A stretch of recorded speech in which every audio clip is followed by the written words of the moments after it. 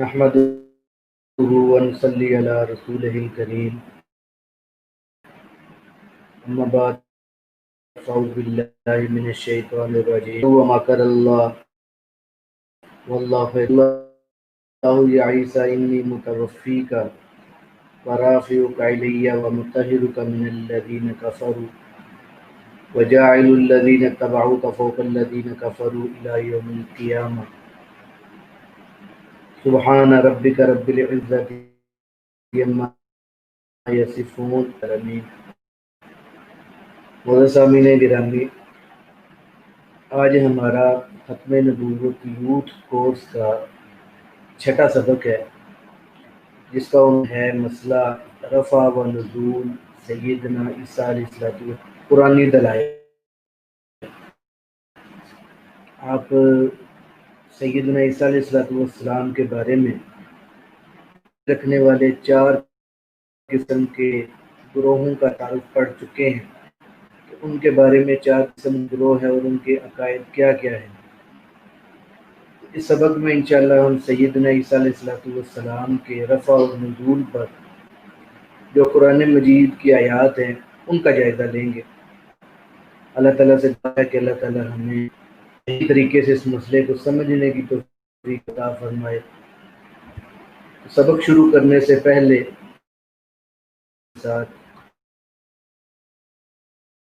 تمم بالخیر ربی یسر ولا خیر ربی یسر ولا تعسر وتمم بالخیر۔ نیت بھی کر لے کہ اللہ تعالی ہم کو یہ جو مسئلہ ہے سیدنا عیسیٰ علیہ السلام کے رفع و نزول کا، اس کو صحیح طریقے سے سمجھنے کی توفیق عطا اور نزول پر عیسیٰ علیہ السلام آسمان پر اٹھایا جانا قرآن آیات سے صراحتاً ثابت ہوتا ہے کہ اللہ تعالیٰ آسمان پر اٹھا لیا تھا۔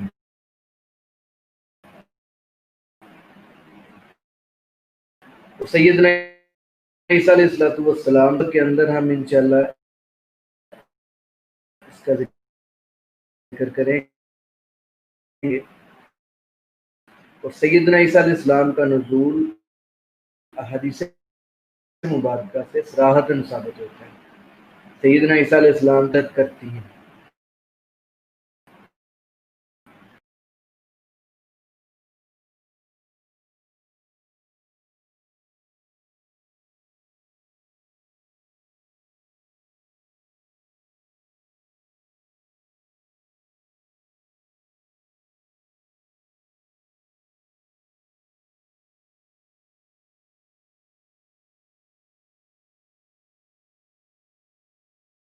عیسیٰ علیہ السلام کو یہودوں سے بچا کر آسمان پر اٹھا لیا تھا، اور اب قرب قیامت دوبارہ سیدنا عیسیٰ علیہ السلام دنیا پر تشریف لائیں گے۔ یہ تو ہمارا مسلمانوں کا سیدنا عیسیٰ علیہ السلام کے بارے میں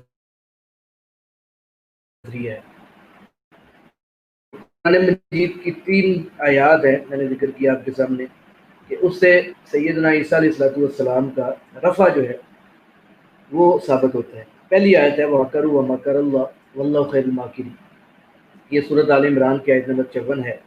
اس میں اللہ تعالیٰ ذکر فرما رہے ہیں کہ جو تدبیر یہودی بھی کر رہے تھے، اور اللہ کہتے ہیں کہ ان کافروں نے بھی سیدنا عیسیٰ علیہ السلام کے خلاف تدبیر کی اور میں نے بھی تدبیر کی۔ ساتھ ہی اللہ کہتے ہیں کہ وَاللَّهُ خَيْرُ الْمَاكِرِينَ، اور اللہ تعالیٰ سے بہتر تدبیر کرنے والا کون ہے۔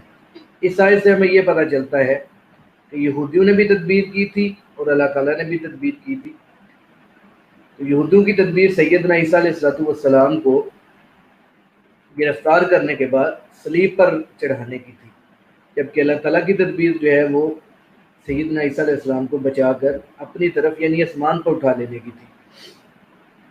دوسری آیت سورۃ آل عمران کی آیت نمبر 55 ہے۔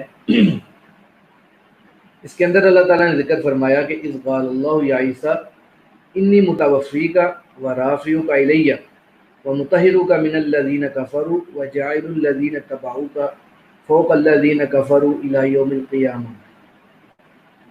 इस आयत के अंदर अल्लाह ताला उन वादों का जिक्र फरमा रहे हैं जो वादे अल्लाह ताला ने सैयदना ईसा अलैहिस्सलाम से उस वक़्त फरमाए थे जब यहूदी सैयदना ईसा अलैहिस्सलाम को गिरफ्तार करने के लिए आए थे और उनके मकान का घेरा डाले हुए थे। उस वक़्त ये 4 वादे अल्लाह ताला ने सैयदना ईसा अलैहिस्सलाम से फरमाए थे। पहला वादा ये था कि या ईसा इन्नी मुतवफ़्फ़ीका, ऐ ईसा यहूदी आपको अपने कब्ज़े में लेना चाहते हैं, तो मैं आपको, पहला वादा था कि उनके कब्ज़े में नहीं जाने दूंगा बल्कि अपने कब्ज़े में ले लूँगा। दूसरा वादा ये था व राफ़िउका इलैया, कि यहूदी आपको अपने कब्ज़े में लेकर सलीब पर चढ़ाना चाहते हैं, तो अल्लाह ने फरमाया कि मैं आपको अपने कब्ज़े में लेकर अपनी तरफ यानी आसमान पर उठा दूंगा। तीसरा वादा था व मुतहिरुका मिनल्लज़ीन कफ़रू, कि यहूदी आपको अपने कब्ज़े में लेकर कैद में डालना चाहते हैं सलीब से पहले, तो अल्लाह कहते हैं कि मैं आपको अपने कब्ज़े में लेकर आसमान पे उठा लूँगा और उनकी कैद में नहीं जाने दूंगा, मुझे गिरफ्तार करके कैद में डालना चाहते हैं। चौथा वादा अल्लाह ने यह किया कि वजाइलुल्लज़ीन तबऊका फ़ौक़ल्लज़ीन कफ़रू इला यौमिल क़ियामा, कि आपको जो पैरोकार हैं वो क़यामत तक जो है वो यहूदियों के ऊपर गालिब रहेंगे। तो ये 4 वादे अल्लाह ताला ने सैयदना ईसा अलैहिस्सलाम से उस वक़्त फरमाए जब यहूदी उनको गिरफ्तार करने के लिए आए हुए थे, उनके मकान का घेरा डाले हुए थे। अब वादों का जिक्र तो इस आयत से हमें पता चल गया। अब ये वादे पूरे कैसे हुए, इसका जिक्र भी अल्लाह ताला ने कुरान मजीद में फरमाया है। सूरह निसा की आयत नंबर 157 और 158 है। अल्लाह ताला ने फरमाया है कि वक़ौलिहिम इन्ना क़तलनल मसीह ईसा इब्न मरियम रसूलल्लाह, कि यहूदी कहते हैं कि हमने अल्लाह के रसूल मसीह इब्न मरियम यानी ईसा इब्न मरियम को कत्ल कर दिया था। अल्लाह कहते हैं कि वमा क़तलूहु, वो कत्ल भी नहीं कर सके थे, वमा सलबूहु, और सलीब पर भी नहीं चढ़ा सके थे, वलाकिन शुब्बिह लहुम, लेकिन उनको इश्तबाह हो गया था। व इन्नल्लज़ीना इख्तलफ़ू फ़ीहि लफ़ी शक्किन मिन मा लहुम बिही मिन इल्मिन इल्ला इत्तिबाअ, और हकीकत ये है कि जिन लोगों ने इस बारे में इख्तलाफ किया है वो शक का शिकार है और अपने उस शक के पीछे चलते हैं, यकीनी बात को उन्हें पता नहीं है। अल्लाह कहते हैं हुआ क्या था उस वक़्त कि वमा क़तलू, यकीन, ये बात तो यकीनी है कि ईसा अलैहिस्सलाम को वो कत्ल नहीं कर सके थे यहूदी। हुआ क्या था, बल रफ़अहुल्लाहु इलैहि, अल्लाह कहते हैं मैंने उनको अपनी तरफ उठा लिया था, यानी आसमान पे उठा लिया था। वकान अल्लाहु अज़ीज़न हकीमा, अल्लाह ताला बड़ा साहिब इक़्तिदार है, बड़ा हिकमत वाला है। तो ये जो आयत है बल रफ़अहुल्लाहु इलैहि, ये आयत सैयदना ईसा अलैहिस्सलाम के आसमान पर उठाए जाने पर कतई दलालत है कि अल्लाह ने ईसा अलैहिस्सलाम को जिंदा आसमान पर उठा लिया था। ये कैसे हमें पता चला कि आयत के शुरू में हम देखें अल्लाह कह रहे हैं बक़ौलिहिम इन्ना क़तलनल मसीह ईसा इब्न मरियम रसूलल्लाह, यहूदी कहते हैं कि हमने अल्लाह के रसूल ईसा इब्न मरियम को कत्ल कर दिया। आगे अल्लाह कह रहे हैं वमा क़तलूहु, वो कत्ल नहीं कर सके, वमा सलबूहु, सलीब भी नहीं दे सके। ये जो कत्ल हु है और सलबा हु है, इसके अंदर जो हु ज़मीर है उसका मर्जा ईसा अलैहिस्सलाम की ज़ात है, यानी ईसा अलैहिस्सलाम जिंदा थे, यहूदी कत्ल नहीं कर सके। ईसा अलैहिस्सलाम जिंदा थे, यहूदी सलीब नहीं चढ़ा सके। और आगे बर रफ़ाहू, रफ़ाहू के अंदर भी हु ज़मीर है, वही हु ज़मीर जो कत्ल के अंदर है, वही हु ज़मीर को बल रफ़ाहू के अंदर भी है। इसका मर्जा, जिस तरह पिछली दोनों ज़मीरों का मर्जा ये है कि ईसा अलैहिस्सलाम जिंदा थे, यहूदी कत्ल नहीं कर सके। ईसा अलैहिस्सलाम जिंदा थे, यहूदी सलीब नहीं चढ़ा सके। इस आयत में अल्लाह ये फरमा रहे हैं कि ईसा अलैहिस्सलाम जिंदा थे, मैंने उनको अपनी तरफ यानी आसमान पर उठा लिया था। तो ये जो कुरान मजीद की आयत है बर रफ़अहुल्लाहु इलैहि, ये सैयदना ईसा अलैहिस्सलाम के आसमान पर उठाए जाने पर कतई आयत है कि अल्लाह ने उनको आसमान पर उठा लिया था। तो कुरान मजीद की इन 3 आयात से सैयदना ईसा अलैहिस्सलाम का आसमान पर उठाया जाना हमें मालूम होता है। 2 कुरान मजीद की, ये तो ईसा अलैहिस्सलाम के रफ़ा का हमें पता चल गया, और सैयदना ईसा अलैहिस्सलाम का जो नुज़ूल है वो कुरान मजीद की 2 आयात से इशारतन हमें पता चलता है कि उनका नुज़ूल होगा, और 116 हदीस मुबारका से सराहतन हमें मालूम होता है। तो आज के सबक में हम उन 2 आयात का जायज़ा लेंगे, जबकि अगले सबक के अंदर हम वो जो 116 हदीस है उनमें से चंद हदीस का जायज़ा लेंगे कि जिनसे हमें मालूम होता है कि सैयदना ईसा अलैहिस्सलाम का नुज़ूल कुर्ब क़यामत होगा। تو جو دو آیات سیدنا عیسیٰ علیہ السلام کے نزول کے بارے میں ہمیں اشارتاً بتا رہی ہیں وہ یہ آیات ہیں.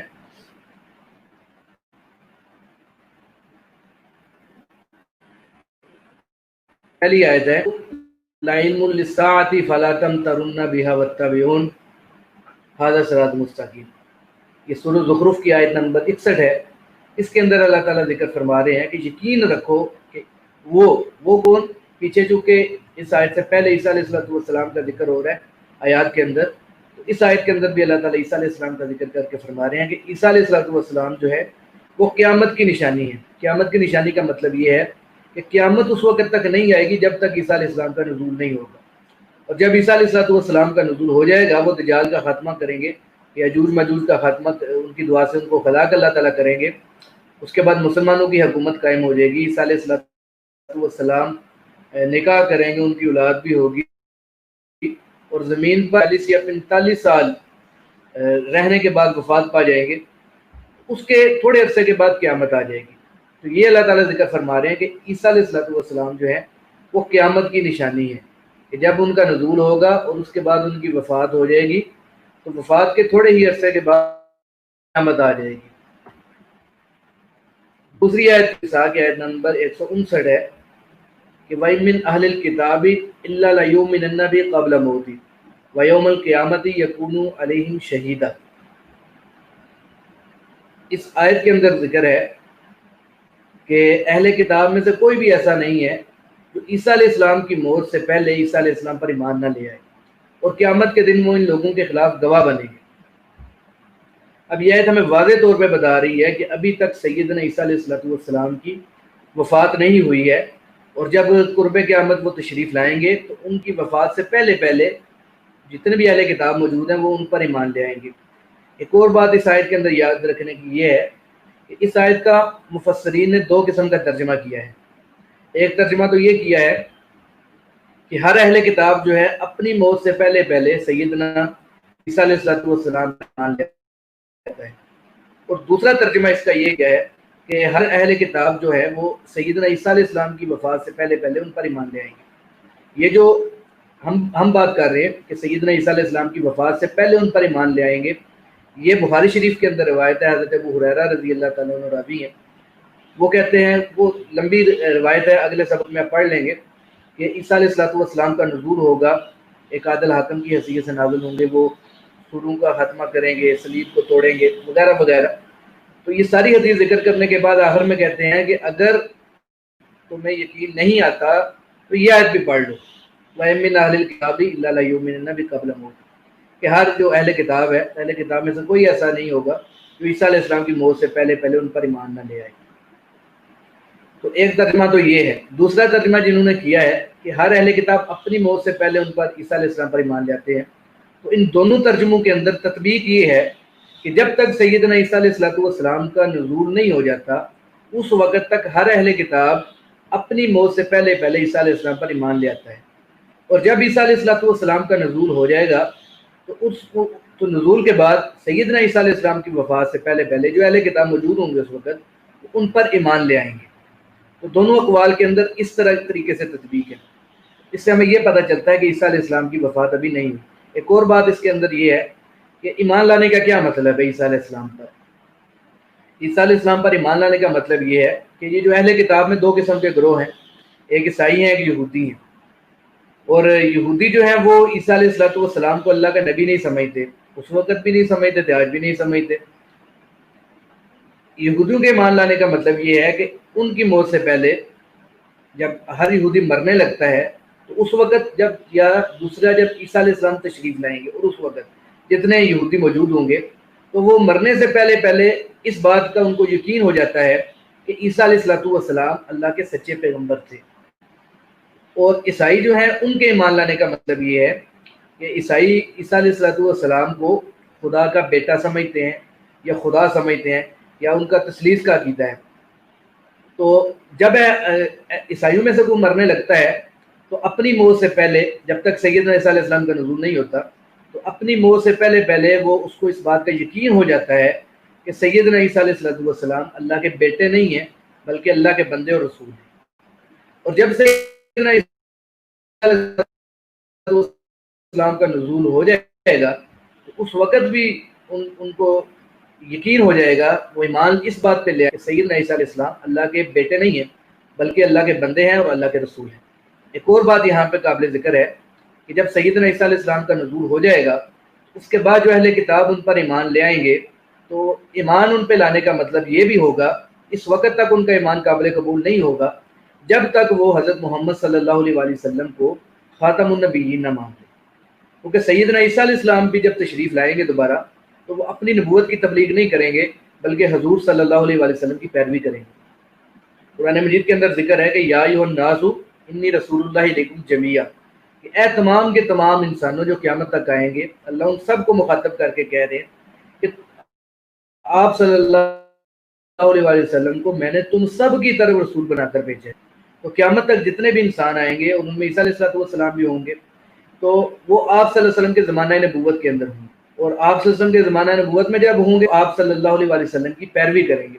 عیسیٰ علیہ السلام کا مقام نبوت باقی ہوگا لیکن ان کا زمانہ نبوت ختم ہو چکا ہوگا، وہ اپنی نبوت کی تبلیغ نہیں کریں گے بلکہ آپ صلی اللہ علیہ وسلم کی پیروی کریں گے، قرآن مجید پر عمل کریں گے، اور آپ صلی اللہ علیہ وسلم جو شریعت لے کر آئے ہیں اس شریعت کے اوپر عمل کریں گے۔ تو آج کے سبق کے اندر ہم نے سیدنا عیسیٰ علیہ السلام کے نزول پر قرآن مجید کی 3 آیات پیش کی، اور سیدنا عیسیٰ علیہ السلام کے رفع پر ہم نے 3 آیات پیش کی ہیں، اور ان کے نزول پر 2 آیات ہم نے پیش کی ہیں جن سے سیدنا عیسیٰ علیہ السلام کا نزول اشارتاً ثابت ہوتا ہے۔